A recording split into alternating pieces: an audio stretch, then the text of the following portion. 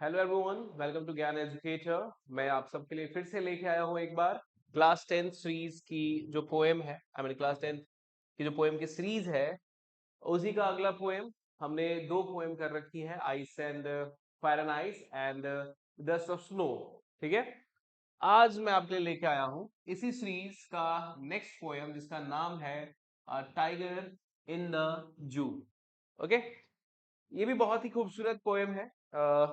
इसके जो पोएट हैं, जिनका नाम है लेस्ली नॉरिश, इन्होंने टाइगर जो जू में होता है और टाइगर जो जंगल में होता है, तो उनका एक्टिविटी क्या होता है, वो दिन भर क्या करते हैं, है ना, उनका दिनचर्या क्या होता है, तो इसके बारे में एक कंट्रास्ट कह सकते हैं कि दोनों का जो लाइफ स्टाइल है, जब वो जू में होगा, जब वो जंगल में होगा, तो कैसा होगा, है ना। तो इसी में अंतर समझाने की कोशिश करी है, और आपको ये फाइंड आउट करना है, जब मैं ये पोएम पढ़ाऊंगा तो इसको ध्यान से समझना है, सुनना है, और आपको फाइंड आउट करना है कि कौन सा स्टेंजा ये शो कर रहा है कि टाइगर जो है वो जू में है, और कौन सा स्टेंजा ये शो कर रहा है कि टाइगर जो है वो किसमें है। तो टाइगर जो है फॉरेस्ट में है। फॉरेस्ट मतलब इसका जो नेचुरल हैबिटेट है वहां पे है। ओके, तो चलिए स्टार्ट करते हैं इस पोएम को, समझते हैं ध्यान से, line by line, stanza by stanza, and enjoy करते हैं इस पोएम को। Okay, tiger in the zoo जो पोएम है, इसमें आप देख सकते हैं टाइगर के लिए ही का इस्तेमाल किया गया है। आप सोच रहे होंगे कि सर ही का इस्तेमाल तो पर्सन के लिए किया जाता है, एनिमल के लिए इट का इस्तेमाल किया जाता है ना। तो यहां फिर ही क्यों आ रहा है टाइगर के लिए। तो देखिए यहाँ पे क्या किया है आपने, फिगर ऑफ स्पीच पढ़ा होगा, जाना होगा, अगर नहीं पढ़ा होगा तो मैं पढ़ाऊंगा उस चीज को। तो उसमें एक आता है पर्सोनिफिकेशन। क्या आता है? पर्सोनिफिकेशन, ये पर्सोनिफाई कह सकते हैं। तो जनरली क्या होता है कि पर्सोनिफिकेशन का मतलब क्या होता है कि when we treat non living things और animals as if it is a living things, मतलब कि जब हम किसी नॉन लिविंग थिंग्स को या फिर कोई एनिमल्स है उसके साथ ऐसे ट्रीट करते हैं मानो वो क्या है, वो एक पर्सन है, तो उसे हम लोग कहते हैं पर्सोनिफाई करना या पर्सोनिफिकेशन कहते हैं। तो इसमें अब चूंकि इसका हाव भाव, ये क्या सोच रहा है ना, ये चीज को एक्सप्रेस करने की कोशिश करी है किसने, तो लेस्ली नॉरिश ने। तो इस कारण से यहाँ पे टाइगर को पर्सोनिफाई किया गया है ना। इसके साथ हम ऐसा मतलब एक्सप्रेस कर रहे हैं मानो ये कोई इंसान है, तो इसलिए इसको क्या बोलेंगे, पर्सोनिफिकेशन। और पर्सोनिफिकेशन के केस में भी हम किसी भी एनिमल हो या कोई भी पर्सन हो, अदर देन पर्सन हो, तो उसके साथ हम किसका इस्तेमाल कर सकते हैं, तो वो प्रोनाउन का इस्तेमाल होगा जो पर्सन के लिए होता है। Is that clear? और एग्जांपल समझा दो मैं। जैसे कोर्ट, हम लोग कहते हैं ना कि कोर्ट ने ये ऑर्डर दिया है कि ये करना है, वो करना है, तो क्या कोर्ट ऑर्डर देता है? नहीं देता है। कोर्ट ऑर्डर कौन देता है? तो उसमें बैठे हुए जो जज होते हैं वो देते हैं। लेकिन हम लोग क्या कहते हैं, कोर्ट कोर्ट ने ये नोटिस भेजा है, कोर्ट ने ये फैसला सुनाया है। तो कोर्ट तो क्या है, एक बिल्डिंग है ना। ऐसा नहीं कि बिल्डिंग बोलना स्टार्ट कर देगा, या फिर वहां पे जो लगे हुए डेस्क है, बेंच है, वो बोलना स्टार्ट कर देगा। बोलता बोलते कौन है, तो वहां जो जज बैठे हुए वो बोलते हैं। तो कह सकते हैं आप कि ये जो ही है वो पर्सोनिफिकेशन के केस में टाइगर के लिए आया है। आई होप ये क्लियर हो चुका होगा कि क्यों आया है ना। चलिए अब हम लोग पढ़ते हैं। He stalks in his vivid strips the few steps of his gaze on pads of velvet, quiet in his quiet rage.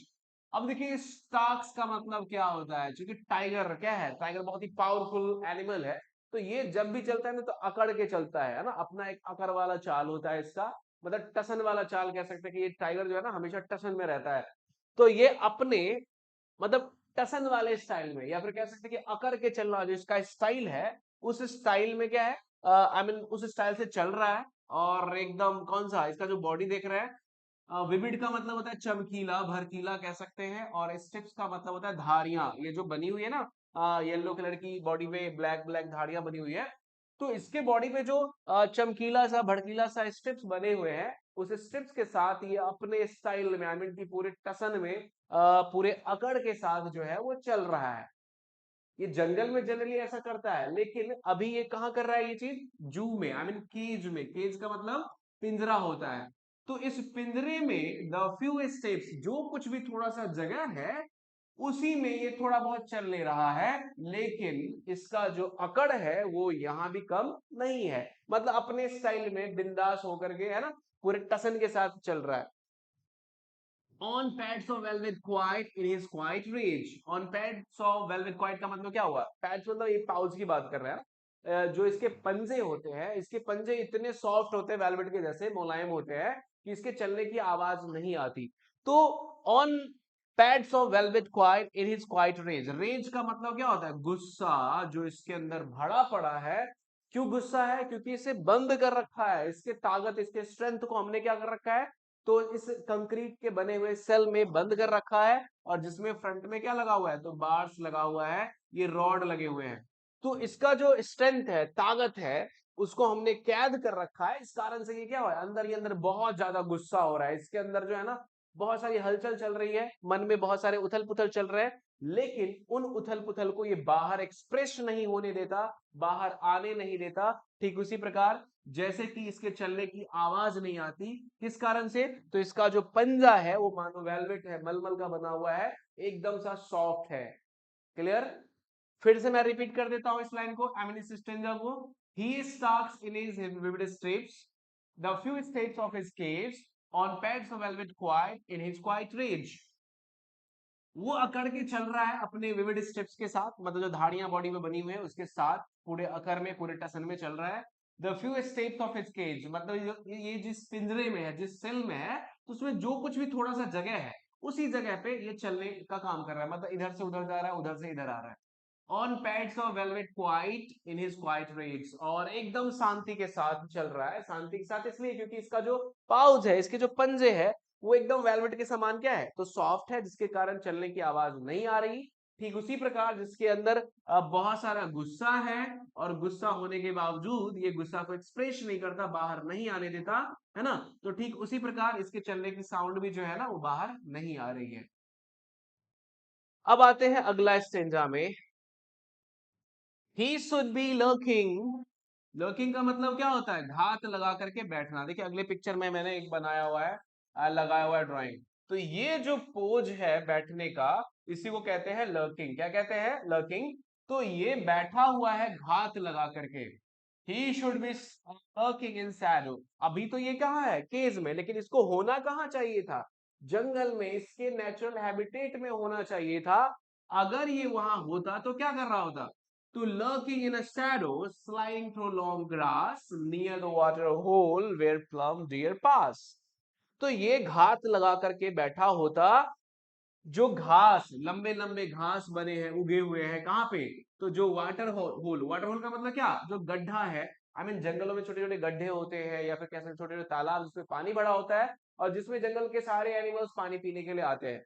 तो उसी किसी वाटर होल्स के बगल में, जहां पे लंबे लंबे ग्रास होंगे, वहां पे ये बैठा होगा घात लगा करके, और धीरे धीरे आगे खिसक रहा होगा। आई मीन स्लाइडिंग का मतलब क्या? खिसकना। थ्रो लॉन्ग ग्रास, उस लंबे ग्रास में, near the water hole where plump deer pass. Plump का मतलब क्या होता है? एकदम हेल्दी सा, है ना, गोलू थोलू कह सकते हैं, मोटा सा, है ना, गुद्देदार कह सकते हैं। तो ये डियर मतलब हिरन। वो हिरन जो क्या है, एकदम गुद्देदार है, या फिर कह सकते हैं कि जो क्या है, बहुत ही मतलब बहुत ही हेल्दी है। वो अगर पानी पीने के लिए आता तो उसी पे घात लगा करके ये बैठा हुआ होता, है ना, और जैसे ही वो आता पानी पीने, तो उस पे झपट्टा मार के उसको वो खा जाता। ठीक है? तो ऐसा कर रहा होता, आई मीन ऐसा उसे करना चाहिए था जब वो जंगल, आई मीन मतलब सीधा नहीं कह रहा है कि उसे जंगल में होना चाहिए था, और जंगल में अगर होता तो ये सारी चीजें वो कर रहा होता। फिर से रिपीट कर देता हूं, ही should B lurking in Shadow. वो, उसे होना चाहिए था कहां पे? तो लर्किंग इन शैडो। शैडो किस चीज का है? छांव किस चीज का है? तो स्लाइडिंग थ्रू लॉन्ग ग्रास, जो कि कहां पे है? तो नियर द वाटर होल। तो जंगल में कहीं पे जो वाटर होल होता, गड्ढा होता जिसमें पानी जमा होता, उसके आसपास के उगे हुए लंबे लंबे ग्रास के शैडो में ये छुप कर घात लगा करके बैठा होता, है ना, और उसमें धीरे धीरे स्लाइड करके आगे बढ़ रहा होता। किसके इंतजार में? तो प्लम डियर के इंतजार में। प्लम मतलब एकदम मशल वाला कह सकते हैं, मतलब गुद्देदार, या फिर हेल्दी कह सकते हैं। तो हेल्दी डियर के इंतजार में कि वो पानी पीने आएगा और मैं उसमें उसको खा जाऊंगा। ठीक है? दो स्टेंजा आपका क्लियर हो चुका होगा। जिसमें से आपको ये भी पता चल गया होगा कि पहला स्टेंजा में टाइगर कहाँ पे है और दूसरा स्टेंजा में टाइगर कहाँ पे है, लास्ट में मैं पूछूंगा, ठीक है। नेक्स्ट आते हैं, he should be snaring around houses at the jungle's edge, bearing his white fangs, his claws terrorizing the village. अब अगला सिचुएशन क्या है, तो he should be snarling around houses at the jungles edge, जंगल के किनारे में बसे हुए जो गांव है और गांव में जो घर है, तो वो क्या करता है, वो जंगल के किनारे उसे रहना चाहिए था अभी।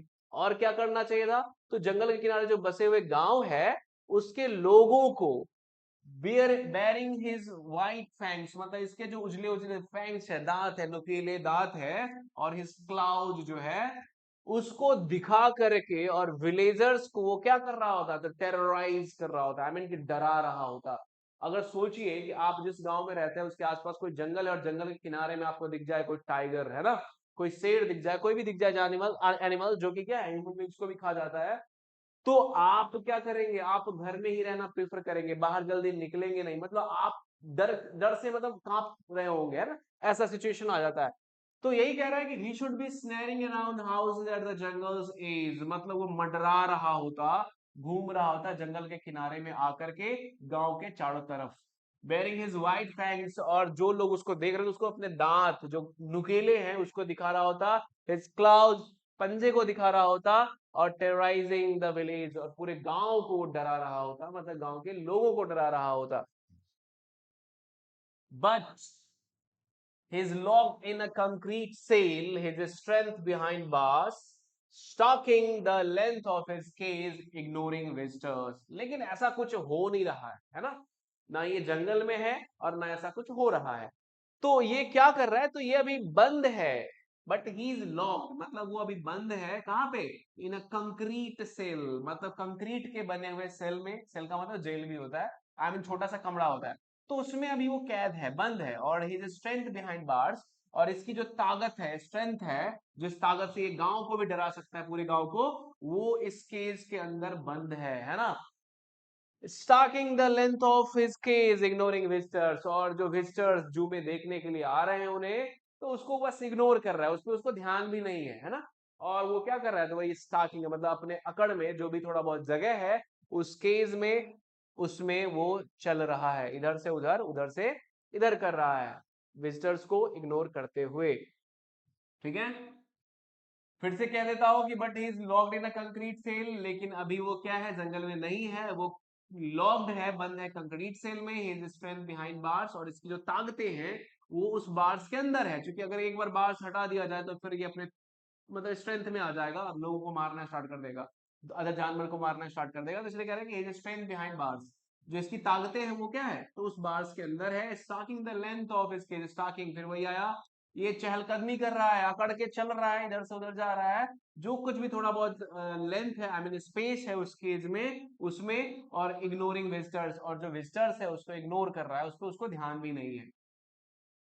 He hears the last voice at night, the patrolling cars, and stares with his brilliant eyes at the brilliant stars.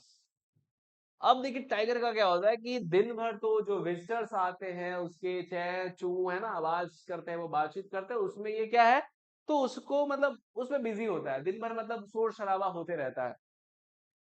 लेकिन अब जो है क्या कर रहा है, तो he hears the last voice at night, मतलब आखिरी साउंड ये कब सुनता है, तो रात को सुनता है, द पेट्रोलिंग कार का, है ना, वो किस चीज का साउंड होता है, पेट्रोलिंग कार, पेट्रोलिंग कार का काम क्या है, तो पेट्रोलिंग काम मतलब जंगल में जो आई मीन फॉरेस्ट कह सकते हैं कि इंस्पेक्टर होता होगा, तो उसका काम है कि लास्ट में वो अपने कार में बैठ के और एक बार पूरे जू में वो घूमता है ना, जंगल आई मीन जू में घूमता है, ये देखने के लिए कोई जानवर जो है बाहर तो नहीं निकल गया, या फिर कोई जानवर जो है उसको कोई दिक्कत तो नहीं है ना, तो इन चीजों को देखने के लिए एक बार फाइनली वो पूरा राउंड लगाता है ना, तो उसको बोलते हैं पेट्रोलिंग कार, जिस कार से वो घूमता है ना, तो उसी कार का, उसी पेट्रोलिंग कार का ये लास्ट टाइम वॉइस सुनता है रात में, and stairs with his brilliant eyes at the brilliant stars, और फिर वो अपने ब्रिलियंट आईज से कहाँ देखता है, तो आसमान में उगे हुए स्टार्स को निहार रहा होता है, देख रहा होता है,